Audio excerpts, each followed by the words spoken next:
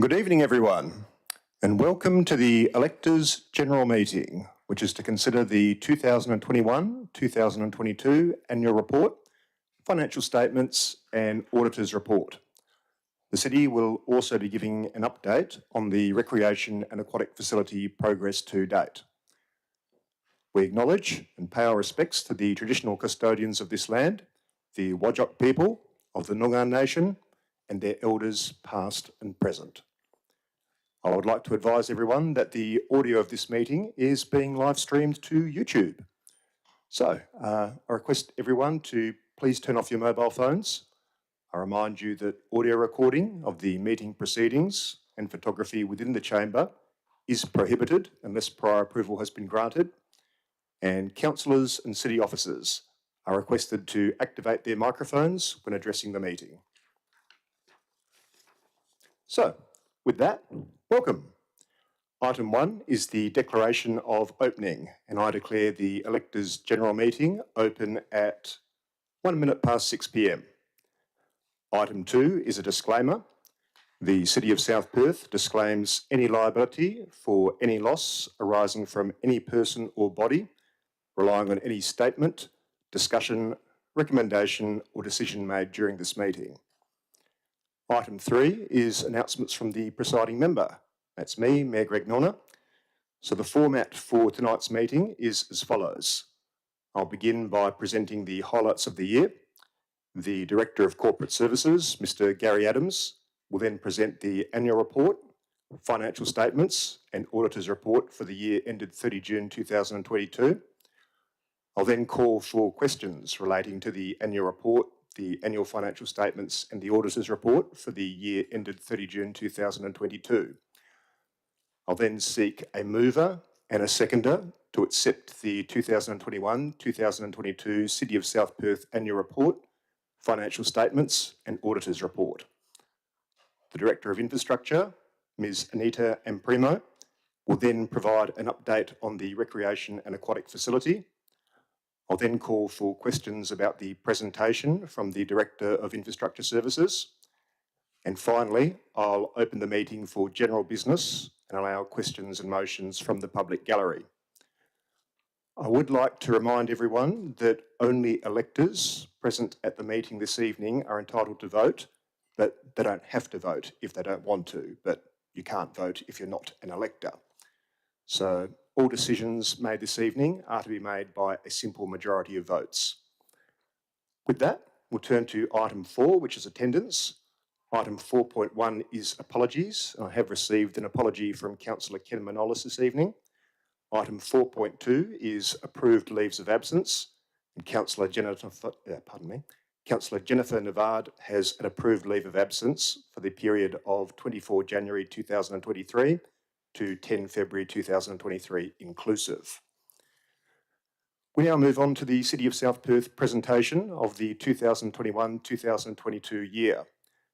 Please note that the City only prints a limited number of hard copy annual reports, and we do encourage members of the public to view the report on the City's website. A link was provided to the relevant documents on the agenda for this meeting. So, the year 2021 to 2022 was a year of remarkable achievement at the City, and I am very pleased to say that the City's financial health continues to improve. It's been wonderful to see the progress that the City has made on a range of fronts to achieve our vision of a city of active places and beautiful spaces, with sustainable financial management setting us up for the future. The 2021-2022 annual report, which Council has endorsed, captures the opportunities, challenges and achievements of the last financial year. The report, which I very much encourage you to read if you're interested, details the extraordinarily diverse range of services, community programs, cultural events, infrastructure works and major projects that the City's delivered across the year. So tonight, I'm just going to take a minute or two to talk about some of those key projects and achievements. During the past year, your council has undertaken a range of value-adding projects to make our city an even better place to live, work and play. The long-awaited Redmond Stairs project in Salter Point installed new stairs and 3 beautiful viewing platforms, creating a magnificent pedestrian experience that showcases the marvellous riverside views of the area. The Hurlingham Park Playground in South Perth has been upgraded and expanded with ramp access, wider pathways, and a range of fun and inclusive equipment for children of all ages and abilities to enjoy with their families. In Waterford, the previously underutilised Garvey Park was transformed into a beautiful family-friendly play space with outdoor exercise equipment, table tennis, park furniture, and landscaped water-wise gardens. The completion of CCTV and improvements to pathways and lighting in Karrawara is helping the community feel safer, while upgrades to lighting in public parks like Challenger Reserve in Manning and Bill Graydon Reserve in Como have enhanced the city's public spaces. Netball and basketball facilities have been improved at Morris Mundy Reserve in Kensington as well. With underground power, our streets are looking better than ever. We've completed 2 recent underground power projects in Manning and Como with Western Power. And underground power provides a range of benefits for our community, including better looking streetscapes, increased tree canopy cover, reduced summer heat, enhanced street lighting, and improved property values. The city continues to support local businesses, local jobs, and the local economy. And last year, the City of South Perth launched our inaugural Economic Development Plan. It's a plan that's been developed in consultation with our local business owners and our local community, and the plan helps facilitate a thriving economy with opportunities for growth and job creation for new and existing businesses. On the financial management front, the city's financial health continues to improve, and the Department of Local Government has confirmed that our financial health indicator, called FHI, increased to 71 out of 100 in the 2020-2021 year. The department's public My Council website has not yet been updated for the 2021-2022 year, but the city anticipates a financial health indicator score of 74, representing the significant and ongoing improvement in the city's financial position. At the same time, Council has worked to reduce the burden on ratepayers. The 2021-2022 budget saw a rates movement of 1%, following an average rates reduction of 1% in 2020-2021 and a 1% increase in 2019-2020. All 3 of those budgets have delivered average rates movements that are either equal to or below inflation. So with that, I would like to thank the City CEO, Mr. Mike Bradford, and the City's administration for their tireless efforts in working towards our shared vision of a city of active places and beautiful spaces. It is an honour and a privilege to serve as your council. We look forward to working with our entire community to continue to deliver great outcomes for this wonderful city. Thank you. And with that, we move on to item 6, which is the presentation of the annual report, annual financial statements and auditor's report of the year ended 30 June 2022. I call on the Director of Corporate Services, Mr. Gary Adams, to present the annual report, annual financial statements and auditor's report for the year ended 30 June 2022. Mr. Adams. Thank you, Mr. Mayor. So this presentation will go through some of the important financial aspects of this year's annual report. Our Finance Manager, Mr. Aubrey Lecroc, is also here to answer any questions you may have. So this year's annual report is available on the web. This year we combined the annual report and the financial report into one document. We've pared back the amount of information and reduced the amount of resources such as graphic design time to create a more cost-efficient report. The Office of the Auditor General provided an unqualified audit opinion on the city's financial statements.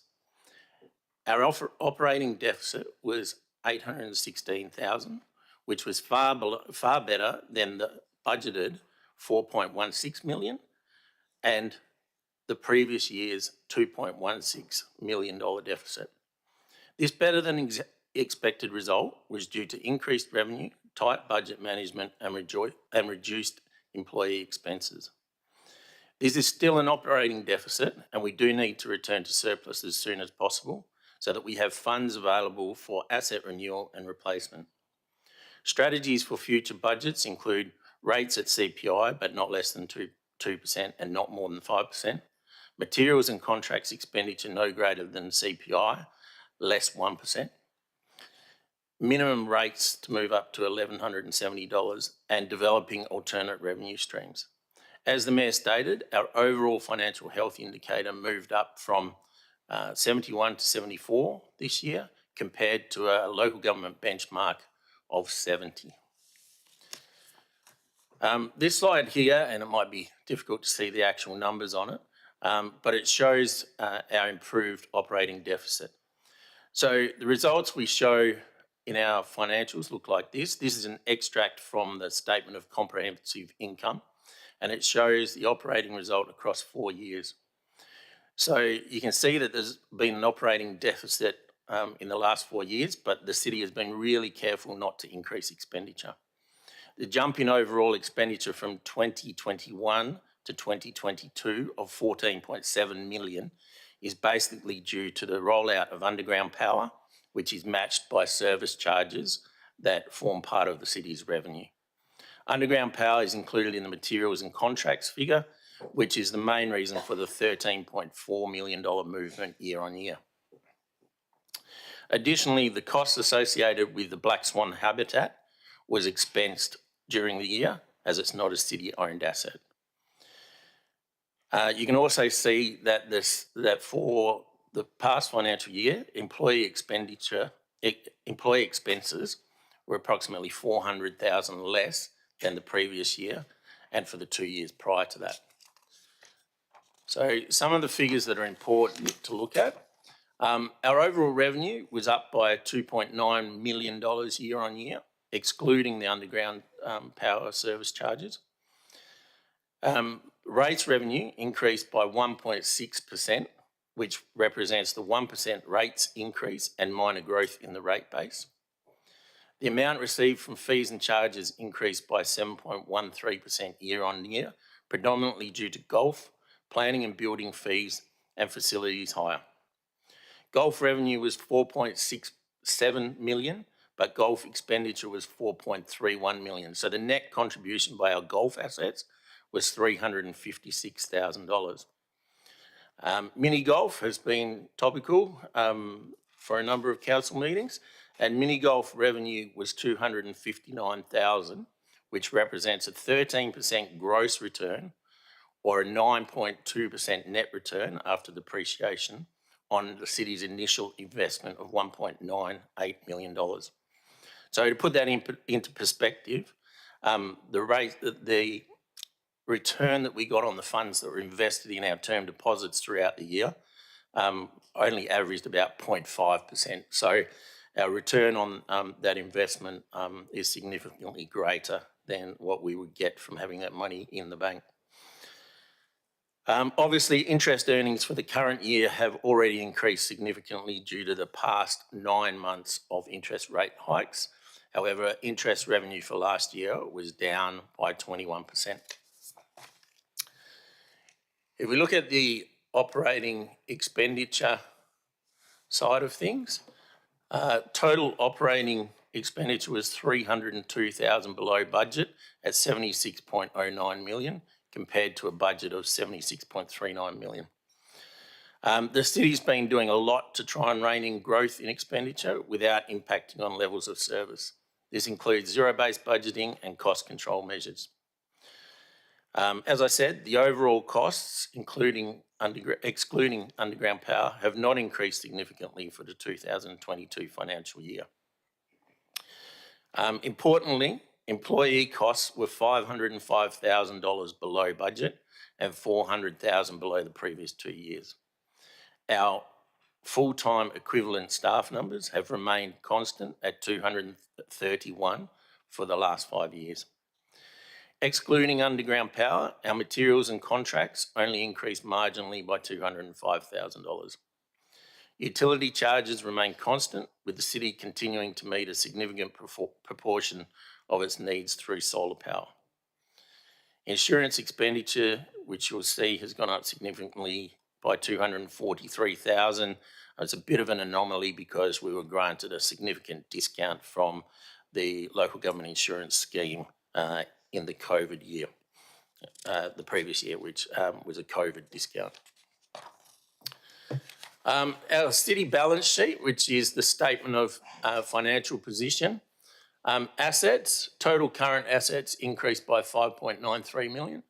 Total non-current assets increased by 3.78 million. The total assets that the city has on its books is $800 million. The city's cash-back reserves increased by 3.05 million to a total of 43.34 million. Our current liabilities were down by 5.86 million year on year. And one thing I did want to point out is there's an amount of 25.17 million shown as a current liability, which is the funds returnable to Collier Park Village residents. We are required by accounting standards to show it as a current liability, even though only a small proportion is payable to residents exiting in any 1 year. So the only time that full amount would become due is if all the residents left Collier Park Village at the same time. We had to pay them all out at the same time. Normally we have around between 10 and 20 residents exit the village in a 12-month period. So although we show it as a current liability, we don't expect to pay that out in the next 12 months. Also, I would like to point out that liability is also backed by $19.23 million in cash reserves, and the village as an asset is on our books at $24 million. Non-current liabilities increased by 13.01 million. These are all funded liabilities, primarily in relation to underground power, and represent no risk.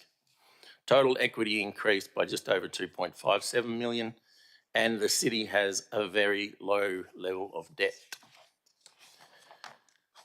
Just on that, I know that there was some information put out recently by COSPRA that stated the city had $35 million in debt. I'd just like to state that it's not correct, and I would urge anyone who wants to put out statements regarding the city's finances to check with the finance department prior to putting out information that could be misleading in the public domain. So the city continues to have low levels of debt with a debt service ratio of 11.47 compared to the local government benchmark of 2. The city's actual borrowing capacity with the WA Treasury Corp would be approximately $30 million more. And again, I'd like to state that underutilisation of debt is actually a recognised problem in local government. In fact, the Australian Centre for Excellence in Local Government produced a paper some time ago called Debt is Not a Dirty Word, which focused on this topic. Borrowing within serviceable limits is a legitimate way of funding local government assets. As you can see, the only actual borrowings the city has that are not related to underground power total $5.86 million. $10.55 million of our debt, which totals $16.4 million in total, is for underground power, which is funded by a service charge, and that debt will be repaid by the end of financial year 2026. So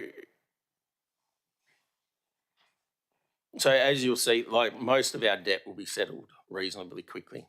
The other loans that are on there relate to Collier Park Golf Course for the upgrade of the Island 9-hole course, and and Manning Community Facility for the balance of the construction when that was built that wasn't funded by the money we had from selling assets.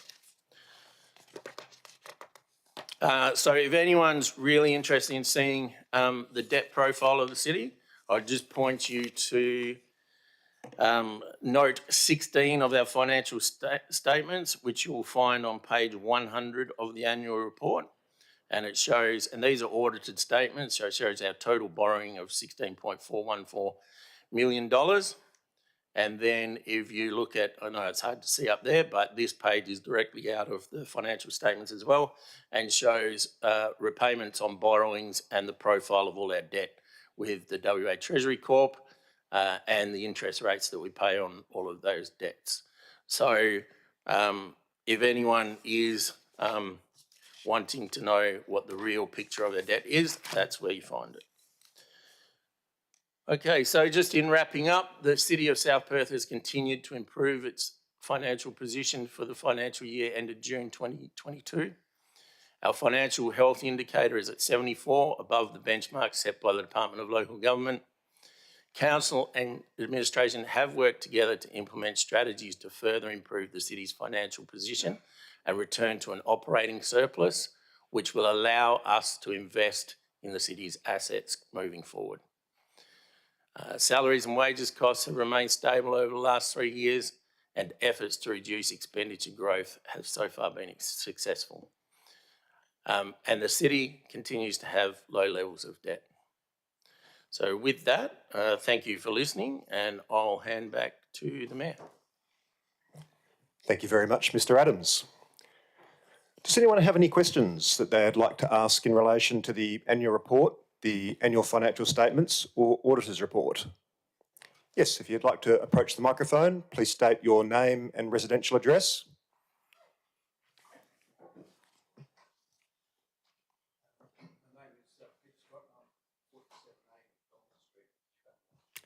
Thank you, Mr. Scott. Please ask your question. I guess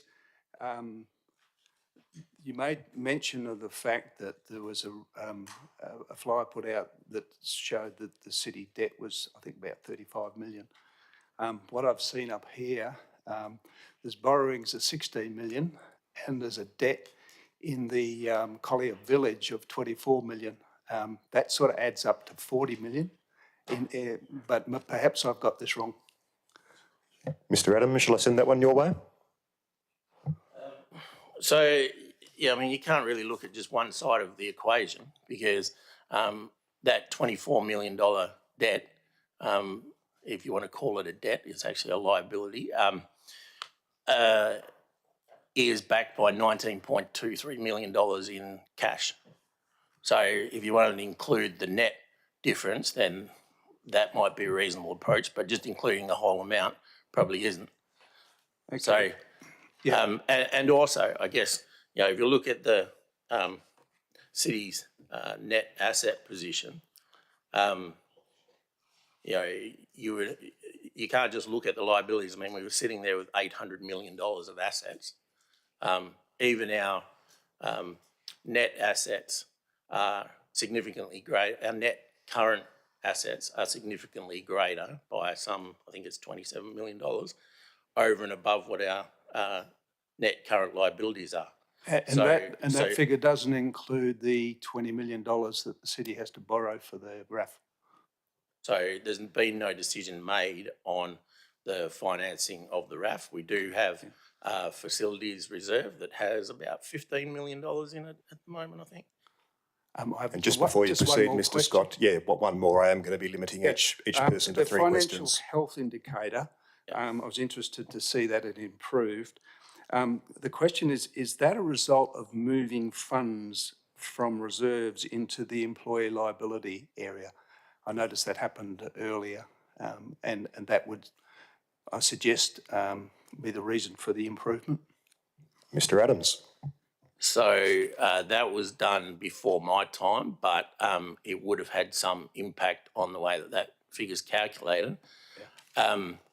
But the movement, I guess, from the additional movement from 71 to 74 is completely outside of anything that was done in regard to movement of cash reserves previously. Okay, thank you. Thank you, Mr. Scott. Is there anyone else that would like to ask some questions about the financial reports? Mr. Boardman, if you'd like to come to the table, please state your name and address and please ask your questions. Warwick Boardman, 20 Unwin Crescent, Salter Point.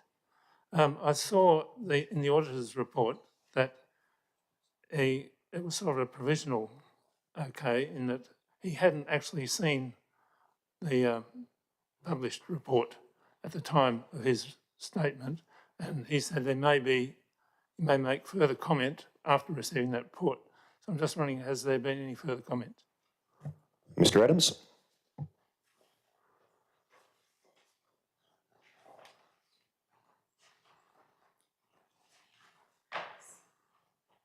So with regard to the financial statements, the Auditor General provides an opinion, and if you look at the financial statements, there's a stamped OAG audited stamp on each page of the financial statements to show that they actually have been audited by the Office of the Auditor General. So no, the Office of the Auditor General wouldn't provide an opinion on our financial statements without having all of the information required to form that opinion. So he hasn't got back to you then with any problem? No. Thank you. Thank you, Mr. Boardman. Is there anyone else who wishes to ask any questions about the annual report, the annual financial statements or the auditor's report? Yes, the gentleman in the Hawaiian shirt. If you'd like to come to the table, please state your name and address and we look forward to your questions. Tony Wheeler, 18 Westland Place, Waterford. Firstly, congratulations on an improved set of accounts. It's looking very positive. I'm just curious to know how you've contained the staff costs, because that was mentioned several times in that report, and the staff numbers have remained constant, but the staff costs have gone down. Shall I forward that to Mr. Adams or Mr. Bradford? Mr. Adams. So obviously there's staffing for different things and at different levels. So not every full-time equivalent staff member costs the same. So, you know, there may be some, given that we've kept the same FTE numbers, full-time equivalent numbers, and the actual costs of those staff have gone down. There's probably some people coming in at a lower level than some of the people that had left, which might have been at managerial level or higher levels of pay. Thank you. Thank you, Mr. Wheeler. Is there anyone else who would like to ask any questions about the annual report, the annual financial statements or the auditor's report? No, okay. In that case, there being no further questions, I'm going to call for a mover and a seconder to receive the 2021-2022 annual report, the annual financial statements and the auditor's report. Could we have a mover, please? Thank you very much. If you could approach the table there and please state your name and residential address. Mary Claire Andrews, Unit 3174, Melville Parade, Como. Thank you so much, Ms. Andrews. And can we have a seconder, please? Mr. Boardman, if you'd like to come to the microphone and state your name and residential address. Warwick Boardman, 20 Unwin Crescent, Salter Point. Thank you very much.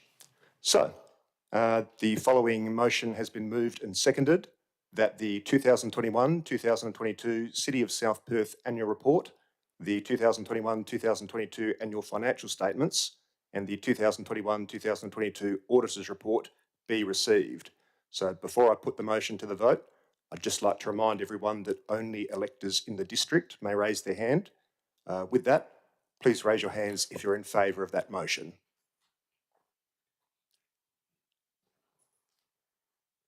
Thank you. And all those against, please raise your hands.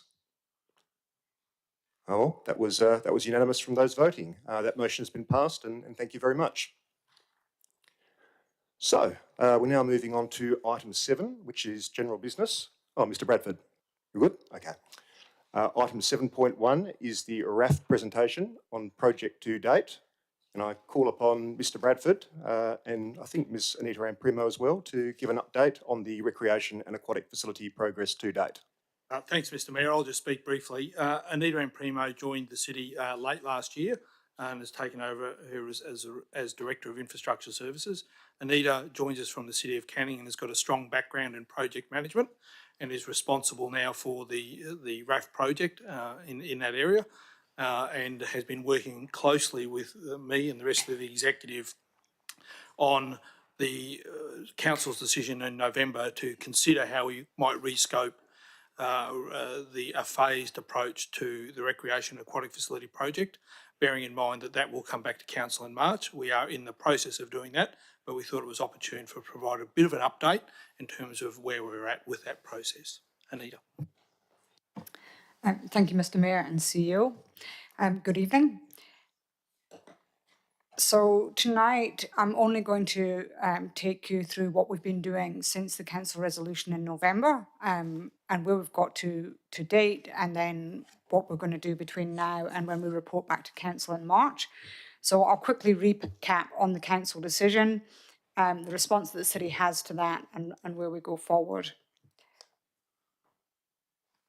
So that council decision that was made in November was to request the CEO to develop a master plan for Collier Park Golf Course consistent with the city's strategic community plan, revise the scope and delivery of the RAF project so that it can be delivered through 3 stages, update the financial models relating to the project and looking at the funding strategies, provide a detailed analysis back to council about the financial impact of the proposed stage 1, and continue to engage and advocate with the state government and other funding partners, and also to continue to update the community and ultimately report back to council in March. So as part of that ongoing engagement, there is a number of you here tonight who I have directly engaged with. We've also updated the question and answers on the city's website, and this update tonight is also part of that ongoing briefing before March. So I'm aware that there is quite a lot of discussion in the community about this project. There's a lot of concerns, and different groups have different concerns, but they broadly fit into 4 categories. One is around the cost of the project and how that's going to be funded, and particularly any potential impact on rates. The risks associated with delivering the project, especially relating to costs and around the location and the users of the golf course as well. There is a number of people there who are concerned about the impact that might have on the golf course. So one of the other actions that were required as a result of the staging of the project was to go back to the federal government and renegotiate the funding agreement, because that funding agreement included for a 50-metre outdoor pool, and given the cost estimates, now that is not going to be possible in stage 1. So we've had to go back and ask the federal government if they will still continue to provide the $20 million funding if that is removed from the scope. We have been through that process. However, the approval has to be given by the Federal Minister for Health, and we haven't had a response yet on that request that we've submitted through. Another significant concern that has been raised by members of the community and our elected members is the financial ability to deliver the project. We acknowledge that there is significant escalation pressure out there in the market, and that is not something that we can control, but we can plan for it, and we can look at how we take account of the impact that that has on the project. So we are continually monitoring that. In reviewing the costs, we assume a construction date in the future, and we include the projected escalation between now and when the construction costs are. So that is all factored into the review of the business case. There are a number of risks where we're at in the project. Because we haven't gone to detailed design, there are some elements of the project that haven't been worked through in sufficient detail. So there's more risk to costing some of those elements than there is with other. The contaminated site, which is essentially the area of land that is the Lakes 9 of the golf course. So for those of you that are familiar with the site, that is the area of the site that was formerly a landfill. Without significant further investigation, estimating those costs becomes quite problematic. So we recognise that risk, and we're looking to reconfigure the layout to minimise any impact on that area of the site and remove that element of risk from the project. The costs associated with reconfiguring the Lakes 9 as well was not sufficiently progressed in the work to date. So that's something that has been another reason to avoid work in that area. And another area that has quite an amount of risk in terms of cost is where you're trying to reconfigure an existing layout. So the existing car parks, the existing access road, and the ancillary works and temporary works around that. They are areas that in this type of project will often blow out beyond estimates. So we're looking to manage that risk as well at this point when we look at the layout. So we're looking at slightly different layouts on the site that will help manage that risk. Linked to particularly the contaminated sites process, if we look to do work there, that's likely to delay any time for construction. And obviously, as we continue to delay the project and costs increase, that adds another risk to the financial model. So we've looked at things that will impact on the time for delivery as well, and we're looking to try and manage those risks and come up with an option that reduces any likelihood of time delay any further than we have already. So this is the location is another area that there's considerable conversation in the community about. We have heard that discussion. We are listening to you. We understand that there has been some quite strong views that we should reconsider the George Burnett leisure site. I have gone back and reviewed we have a decision. I should say first, we have a decision by council to make it at Collier Park, but that decision aside, I have gone back through the process of looking at how we got to that point, and I'm comfortable that the reasons that that site became the preferred site are still relevant now and are robust. The strong driver for having it at that site is it is the most financially viable place to locate it at Collier Park. And that links into one of the other strong concerns of both the elected members and the community is around that financial sustainability. So the funding agreement is linked to Collier Park as well. Potentially, we could go back and try and renegotiate that. How favourably that would be received, given that we've already negotiated an extension to time and we are now trying to negotiate a change to the scope. It's unclear whether that would be favourable or not, but the overriding point for the location is that the most financially sustainable location is going to be at Collier Park. So we are progressing with looking at the business case and developing that, reviewing that, I should say, based on the current information we have and where the market is at this point in time. And we have that requirement that it should not impact on rates. So we're looking at the option that will give us the most likelihood of meeting that. And the multi-use facility is consistent with the strategic direction that the city has set. So this briefing at this point in time, we're still doing a lot of the work. We still have to finalise the business case and work through it, check that the assumptions that we've got in the operating model are still relevant for where we are now. So I know March isn't far away, but we still have a bit of work to do between now and when we present that back to council. We will finalise that, bring it back to council in March at the ordinary council meeting for a decision to be made. We'll also be tabling some revised footprints and sort of a concept layout that we think manages the risks and the costs as best we can. And we will also be looking at how much of the business case we can release out to the community without compromising any future commercial arrangements that we might need to enter into.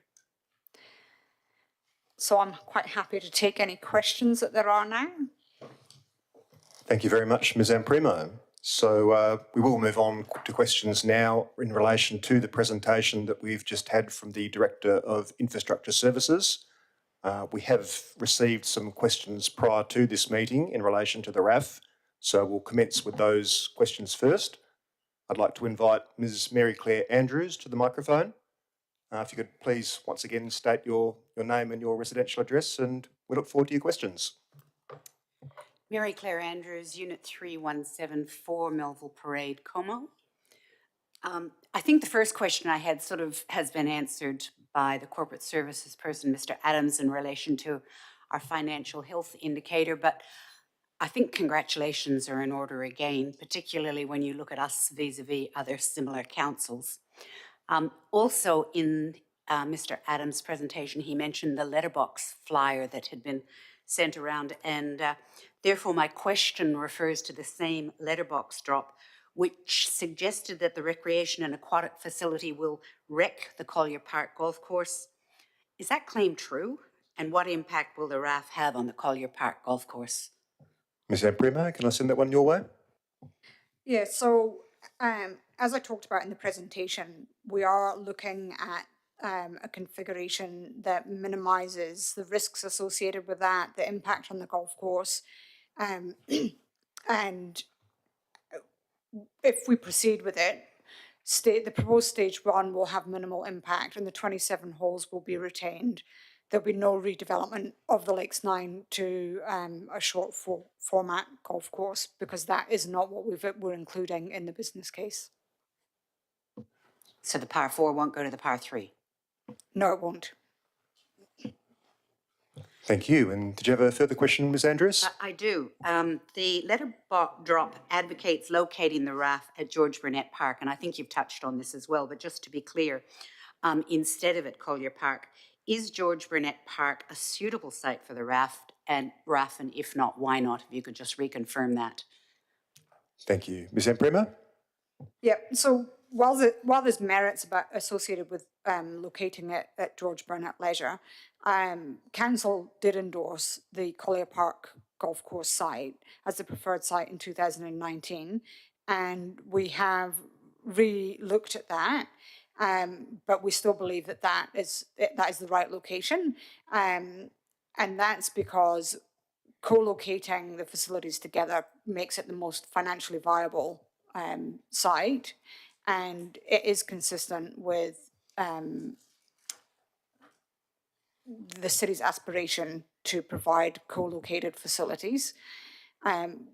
We don't believe that locating the golf infrastructure and the other community facilities separately is going to provide us with a financially viable model. Lots of good synergies. Yeah. Thank you. Thank you very much, Ms. Amprimo and Ms. Andrews. Is there anyone else who would like to ask any questions about the presentation that we've just received from the Director of Infrastructure Services? Yes, if you could please approach the microphone, state your name and residential address, and we look forward to your questions. Just one. Thank you. It's Trevor Hill from 100A Forest Street in South Perth. And thank you for your presentation on the RAF. Just one question, which comes back to the business case, which we've pretty much agreed that's now out of date and will be updated to reflect today's reality in the financial climate. So does the business case include what it's going to cost to upgrade George Burnett Park, which has been stated as $9 million?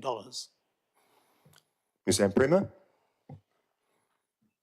So the facilities at George Burnett Park that can you clarify which ones you believe are being updated? The ones that aren't fit for purpose, which is a total of them all, and it's got the basketball courts in, so that has been looked at as a separate thing at George Burnett Park, and it was quoted as $7.5 million to redo it. Now it's gone to $9 million, so that should be part of the total figure that the City of South Perth looks at when they're looking at the Collier Park Golf Course and the RAF. Yeah, so if the RAF proceeds, we would be replacing that facility at Collier Park. So we don't need to upgrade George Burnett Leisure. If it's not fit for purpose, it must be updated sometime. Not if we're replacing the facility in another location. No, that doesn't make sense, does it? Mr. Hill, it's not a forum for debate with the director. You've got a maximum of 3 questions and you've asked 2. Right. No more questions, but yeah, just I thought the way the actual budget would work, that 9 million would be. Okay, again, it is time for questions now, but thank you for asking your questions. One more for later. Thank you. All right. Is there anyone else who wishes to ask any questions? Yes, Mr. Scott, if you could please state your name and address, please, and we look forward to your questions. Peter Scott, 47A McDonald Street in Como. Thank you for your presentation. It was actually the first time I've heard some good news. The officer's report that was presented last year, I believe, to advise that the RAF would be done in stages includes provision for a technology driving range with integrated hospitality venue. Is it the intention of the council to do away with the current driving range in favour of this so-called technology range? And is the council aware that is already one of these range operating in Balcatta and one planned for City of Coburn? Well, I suppose I can answer from council's point of view, and council hasn't been asked to make a final decision on that, although we do have a report due to us in March. But Mr. Bradford, Ms. Amprimo, is there anything that you'd like to add to that? Yeah, look, we are aware that there are other technology driving ranges around. That is predominantly where golf is going in terms of driving ranges, and we would be very unlikely to retain 2 driving ranges on the site. So we would be looking to replace the driving range with a new technology-based driving range. So have the people that use the current driving range, been consulted on this? Ms. Amprimo? Or Mr. Bradford? We haven't changed the concept for the driving range from when the project was initiated. And are you aware that these driving ranges actually encourage the consumption of alcohol and actually attract a different clientele altogether to people that normally use a proper driving range?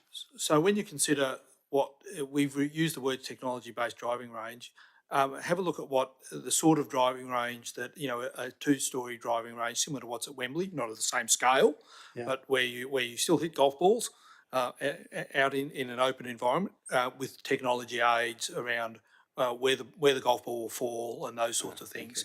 Is the sort of driving range that I understand is being contemplated. Okay, one more question. No, Mr. Scott, I've got to be fair to everyone. I've only asked one question. You've asked 3 questions, in relation to the Mr. Scott, I'm speaking. You've had your 3 questions. Please retake your seat, Mr. Scott. Democracy at work. Democracy is working pretty good, Mr. Scott. Well, no more interruptions, otherwise I will be forced to ask you to leave. Do not make me do that. Is there anyone else who would like to ask any questions of the administration this evening in relation to the presentation from the Director of Infrastructure? Mr. Solomons, if you'd like to come to the table, please state your name and residential address, and we look forward to your questions.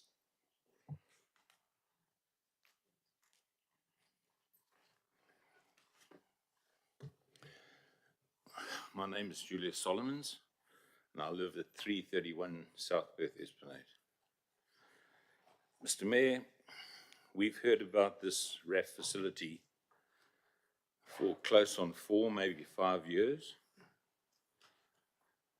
and we have to make a decision by the 23rd of March. We've got a lot of homework to do, and the community have not seen a financial summary of viability of this whole project still to date. When are we going to get figures and facts? Thank you, Mr. Solomon. Mr. Bradford or Ms. Amprimo? Mr. Bradford.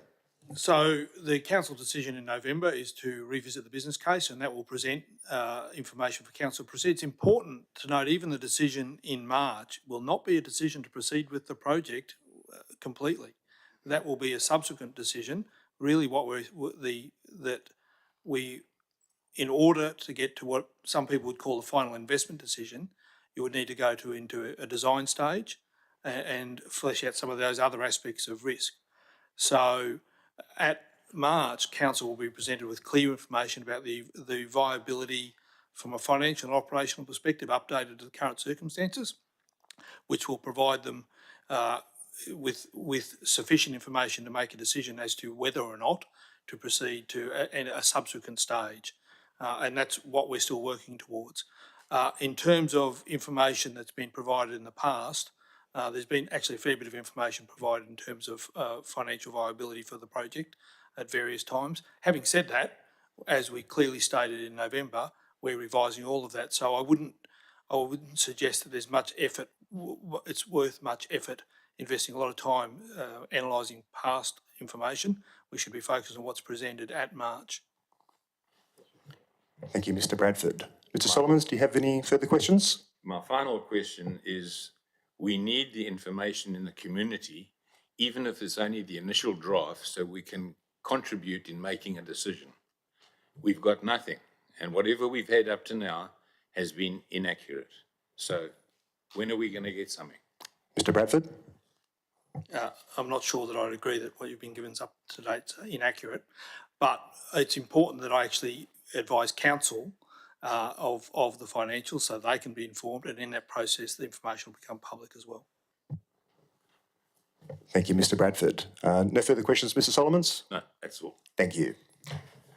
All right, is there anyone else who wishes to ask any questions in relation to the presentation that we've received from the Director of Infrastructure Services? Mr. Hill, yes, if you'd like to come to the microphone, please state once again your name and address, and we look forward to your question. Yeah, Trevor Hill, 100A Forest Street, South Perth. Going on to what we were talking about with the timing, the 20 million federal grant, which is number GA162303-V2, titled under grant activity, Female Facilities and Water Safety Stream, has a grant term end date of 1st of October 2024. Is there a plan, or what is the plan to extend this agreement so that we can continue with the RAF project? Mr. Bradford, should I send that one your way? Thanks for the question. That's precisely the discussions we've been having with the Commonwealth. Cool. All right. Thank you very much. And thank you, Mr. Hill. Is there anyone else who wishes to? Yes, the lady in the green dress. If you'd like to come and state your name and address, and we look forward to your questions. It's Denise Chung. I live 14 Dyer Way, Salter Point. I'm not familiar with ownership and procedures, but going back to the George Burnett Centre, once RAF, hopefully RAF will go ahead, but if all those facilities there move over, what happens to that in respect of, could you not sell it, rent it, put it into private business, earn some money? Ultimately, that would be a matter for council, and council hasn't been asked to make a decision on that yet, but I might throw to Mr. Bradford if he's got anything to add. Yeah, clearly that if the RAF proceeds and provides facilities that effectively replace what is nominally provided at George Burnett, then we would need to consider what we would do with that site. And noting I guess what the configuration of the building is, and also the land tenure, which is a Crown Reserve.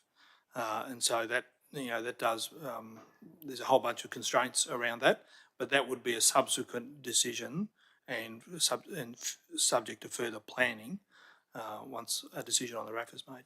Great, thank you. My pleasure. Any further questions? Thank you very much. Thank you. All right. Any further questions on the presentation that we've received from the Director for Infrastructure Services? That's a no. Okay. Right. Well, in that case, we move to the part of the evening where electors of the district can ask questions or move motions from the floor. Before we begin, I will go over some ground rules because we do have quite a few people here tonight, and no doubt many of those people have got kids at home or need to get a good night's sleep to go to work tomorrow morning. So let's please be respectful of everyone's time. So, for questions, electors are very welcome to ask questions, but please do keep those questions short and succinct. Each elector is limited to a maximum of 3 questions, and please state your name and residential address before asking your questions. For motions, if you'd like to move a motion, you'll need to slowly and clearly read out your motion, then provide clear and succinct reasons in support of that motion. Please clearly state your name and residential address before moving your motion, and each elector will be limited to 1 motion each. Electors moving a motion will have up to 3 minutes to read their motion and provide their reasons, and when I call time, please do stop talking. I'll then ask if anyone wishes to second that motion, and if there's an elector who wishes to second the motion, I'll ask that elector to state their name and residential address. After the motion has been seconded, we'll go to a vote, and I'll firstly ask those electors who support the motion to raise their hands, and then I'll ask the electors who oppose the motion to raise their hands. Please remember, you're only entitled to vote on a motion if you are registered as an elector in the City of South Perth, and if you're not registered as an elector, please refrain from attempting to vote. Any motions passed at tonight's meeting will be included in the agenda for consideration at the ordinary council meeting to be held on Tuesday, the 28th day of March, 2023.